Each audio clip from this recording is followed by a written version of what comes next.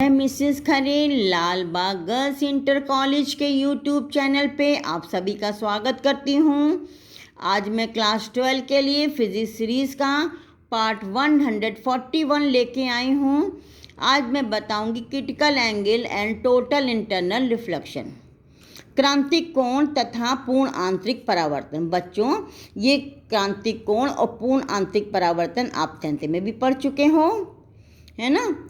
तो जब कोई प्रकाश किरण सघन माध्यम से विरल माध्यम में जाती है तो इसका बहुत अल्प भाग जो है पहले माध्यम में ही परावर्तित होता है, अधिकांश भाग ये दूसरे माध्यम में अपवर्तित होता है। ओ ए आपतित किरण है और ए बी क्या है, अपवर्तित किरण है। ठीक है, अब देखिए सघन से विरल में जा रहा है प्रकाश, तो क्या होगा, प्रकाश किरण क्या होगी, अभिलंब से दूर हटेगी, तो अपवर्तन कोण का मान आर का मान आपतन कोण से बड़ा होगा। सघन माध्यम को हमने 2 लिया है और विरल माध्यम को 1 लिया है। ठीक है, यदि अब देखिए अब आपतन कोण का मान बढ़ाते जाते हैं तो एक स्थिति ऐसी आती है जबकि अपवर्तन कोण 90 डिग्री हो जाता है। इस समय इस आपतन कोण को हम क्या कहते हैं, क्रांतिक कोण। अब इसमें देखिए ओ ए आपतित किरण है और ए बी क्या है, अपवर्तित किरण है। अपवर्तित किरण और ये अभिलंब है, इसके बीच का कोण क्या हो गया, 90 डिग्री। इस समय जो सघन माध्यम में बना आपतन कोण है इसको कहते हैं क्रांतिक कोण। तो क्रांतिक कोण की परिभाषा क्या है, क्रांतिक कोण सघन माध्यम में बना वो आपतन कोण है जिसके लिए विरल माध्यम में बना अपवर्तन कोण 90 डिग्री होता है।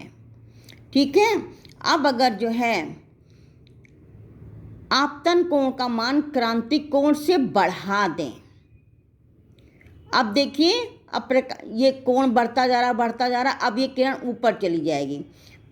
अब ये अगर आपतन कोण का मान क्रांतिक कोण से बड़ा कर देते हैं तो प्रकाश किरण दूसरे माध्यम में अपवर्तित ना होकर के पहले माध्यम में ही पूर्ण रूप से परावर्तित हो जाती है। इस घटना को कहते हैं पूर्ण आंतरिक परावर्तन।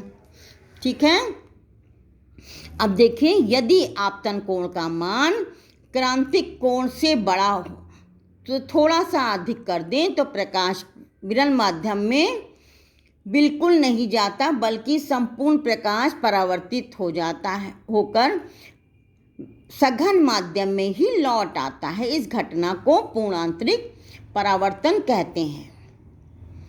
ठीक है बच्चों, यह आपका पूर्ण आंतरिक परावर्तन हो गया, ये क्रांतिक कोण दिखाया गया है। अब आइए अब पूर्ण आंतरिक परावर्तन की शर्तें, 2 शर्तें हैं। पहला, प्रकाश सघन माध्यम से विरल माध्यम में जा रहा हो।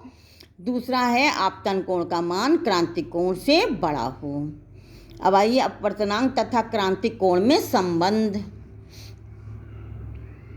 देखिए। 2n1 सघन से विरल में जा रहा है। ठीक है, सघन से विरल में प्रकाश जा रहा है। 2n1 बराबर sine I upon sine R. जब आई बराबर सी तो आर बराबर 90 डिग्री। तो 2n1 साइन सी अपॉन साइन 90, साइन 90 1 हो बराबर साइन सी, और 2n1 बराबर 1 अपॉन 1n2, ये हम पढ़ा चुके हैं, बराबर साइन सी। तो 1n2 बराबर 1 अपॉन साइन सी, जहाँ 2 क्या है, सघन माध्यम, 1 क्या है, विरल माध्यम। ठीक है, ये भी याद रखना बच्चों, ये इम्पोर्टेंट है सब। आज के लिए बस इतना ही, मिलते हैं नेक्स्ट पार्ट में।